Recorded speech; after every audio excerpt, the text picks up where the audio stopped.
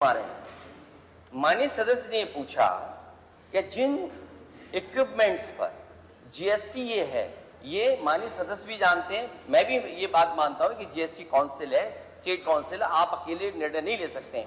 लेकिन माननीय मंत्री जी, जब आप ये कहते हैं कि रेवेन्यू सरप्लस बजट है आपका, अगर रेवेन्यू सरप्लस बजट आपका है तो ट्रॉली में आप बताइए क्यों वसूल रहे हैं 24,000 रुपए, आप 54,000 वसूल रहे हैं गिट्टी रोड पर। तो किसान को सुविधा देने के लिए क्या ये डबल इंजन की सरकार इस बात पर सोचेगी कि जिस स्टेट गवर्नमेंट का रेवेन्यू सरप्लस है, क्या किसानों को सुविधा देंगे? अगर आप किसानों की सुविधा देंगे तो किसानों की आय बढ़ेगी। दोगुनी तो सपना है, लेकिन कम से कम उनकी आय बढ़ेगी। क्या आप इस पर विचार करेंगे? किसानों की आय बढ़ाने के लिए हमने बहुत से स्टेप्स उठाए। 50 साल हो गए जिन योजनाओं को, सिंचाई की योजनाएं 50 साल हो गए, उनको पूरी नहीं हुई। आपकी भी सरकार रही, आप पूरा नहीं कर पाए। और हमने जो सन 70, 75 और 77 तक की योजनाओं को इस सरकार ने पूरा, योगी सरकार ने पूरा किया। और जहां तक उसकी बात है, जहां तक सब्सिडी की बात है, आज नैनो यूरिया हमारी देन है। एक आधी बोतल में हम पूरी बोतल का, पूरी बोरी का काम कर रहे हैं। आधी बोतल नैनो यूरिया में, जहां पर जैसी आवश्यकता होती है मान्यवर, इस सरकार ने पूरी संवेदनशीलता के साथ सब्सिडी दी है और आगे भी जरूरत पड़ेगी तो देंगे।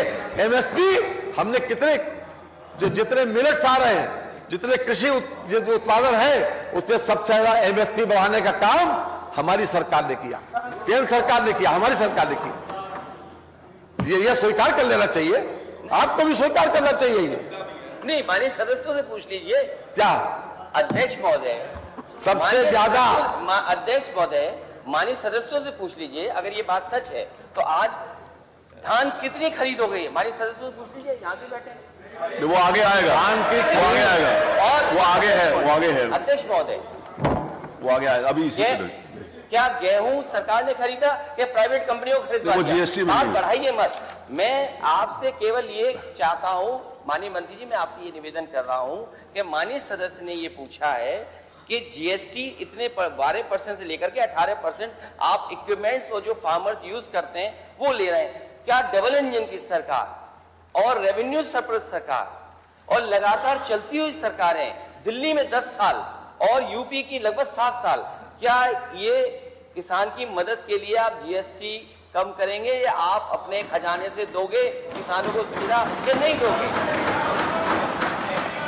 अब जीएसटी कम करना मान्यवर, ये हमारे हाथ में नहीं है। और जहां जैसी आवश्यकता होती है वहां सब्सिडी भी दी जाती है और किसानों की मदद भी की जाती है, पूरा सहयोग किया जाता है। मैं ये जानना चाहता हूँ, क्या ये 12 से 18% जीएसटी लग रही है किसानों के इक्विपमेंट्स पे? वो कम नहीं कर पाएंगे। ट्रैक्टर पे लग रही है, वो जीएसटी का अधिकार इनको नहीं है।